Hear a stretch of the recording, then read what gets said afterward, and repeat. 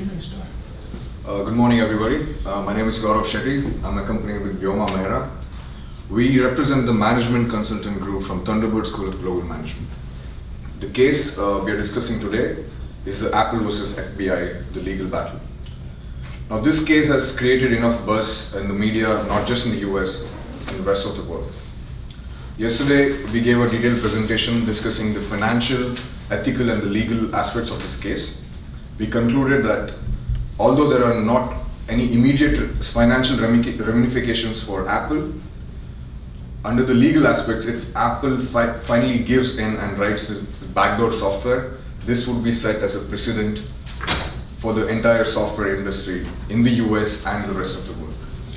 Today, we're going to talk in detail about the ethical aspects of the case, what should be the greater good, and what stance should Apple take in this particular case. Well, the ethical aspects of this case revolve majorly around national security versus consumer privacy. What is the greater good? What is the right that Apple should do? In this case, many have debated that Apple should comply to the court's order given and help government combat terrorism. It would have been really simple if it was just about giving information in one phone. What FBI is asking Apple to do is to create a backdoor entry to their own encryption systems. Now, we need to understand the fact that this backdoor entry, if created, would just not be applicable to one single phone. It's impossible. It's not a physical key that we're talking about, it's a software key. This system, if created, would be a software cancer, which could be used not just for one phone, but for any Apple device. Our biggest worry as consultants today is, what if this goes into wrong hands?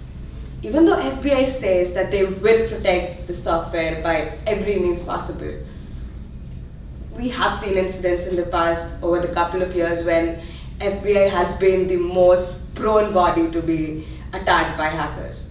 Social security numbers of many citizens have been leaked numerous times, and this is something that just keeps on happening. So in this case, is FBI the right body to trust to hand over such a big tool? An iPhone or any phone per se today holds an amount of information that is unenvisionable. It's about where you go, who you talk to, who do you prefer talking to, who are your friends, where are you at what moment, where are your friends. It's everything that is tracked in a phone, and it's all encrypted. Are we as citizens wanting to give away all that information to not just government, but to hackers as well? If this tool gets into the wrong hands, and the right hacker, it's a software code. It can be twisted, it can be tweaked. It's not just about your data, it's not about what is in your phone, it's about what can they make your phone do. Once into a phone, it's just a matter of tweaking a few tools, a few codes. Your camera can be switched on whenever you want it. So that's our stand on that. I'm going to talk about some of the cases in the recent past, which includes encryption debate and has sparked a similar debate over the last 20 years. In 1993, when the internet was in its infancy stage, NSA came up with a perfect solution to put the whole encryption debate into rest. The solution was very simple. They would install a hardware chip in each and every phone and computers that are getting manufactured. This hardware chip would encrypt the user information, and the government could access it whenever it felt necessary.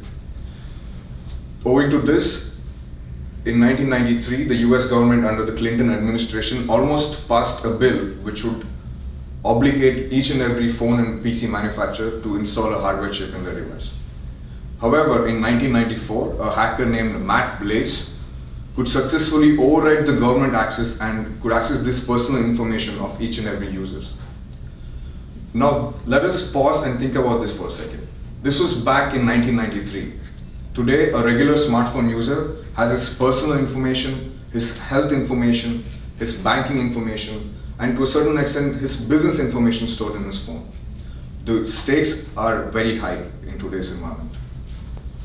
Basically, what we are doing is force opening a Pandora box which was shut within reason 2 decades ago. Now, with Internet of Things coming into picture, it's predicted that by 2025, the way we interact with technology is going to change. When we say the way we interact with technology, it means The screen would be a smart screen. It will be connected to a Wi-Fi. Your phones will be connected to your TVs. Your TVs will be connected to your refrigerators. All your habits will be tracked down. Creating Apple today not only holds an ethical responsibility for its customers, but also to the industry on whole. If they bow down and let Aldrich's Act be used the way it is used by government today, they will set a legal precedent for the entire world. To ask technology companies to remify softwares, create codes that would break into their systems. 15 years from now, this is a slippery slope. Where does Apple stop? But we do acknowledge the fact that technology companies do hold moral responsibilities towards national security. At this point in time, it's very important for Apple to take a lead because they are the ones who've been involved in this one-of-a-kind case and form processes in a way that legal processes are set up and to deal with what's going to happen in the next 15 years. Technology has changed, laws have not. And it's just not just in the US, it's everywhere in the world. Encryption is the need of the hour, but how do we make sure that even though we're not compromising on privacy, we still do not leave loopholes in the system for evil or social evil to hide? And terrorism is a big case. It's become more and more easier for terrorists to exchange information because encryption. But where do we draw this thin line? When is it okay for governments to ask for what information? So what our solution for Apple is to sit down with governments across the globe, form legal processes on how and when an information should be achieved. Even when you look at this San Bernardino case, it was quite evident that if FBI would have approached Apple faster and at the right time, they could have got everything out of that phone without going through the backdoor entry. So it is these processes that Apple needs to set up to ensure that governments get the information on time without sacrificing the rights of freedom of speech for technology companies. That's a stand on Apple. Thank you.